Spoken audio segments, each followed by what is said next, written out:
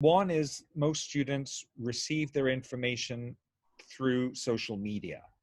And a lot of the information they're receiving on COVID is through social media. And there is verified information on social media and unverified.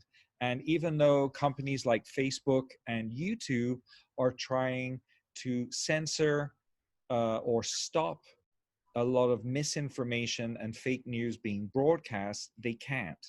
So it's important to let young people know that there is misinformation out there and it reaches them and they may not even know.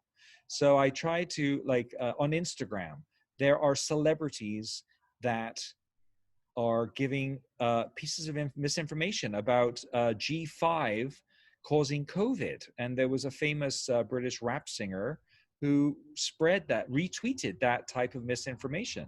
She later retracted that, but she spread it to her fans. And that's not a good thing. So young people just need to be aware that everything that you see online is not necessarily the truth.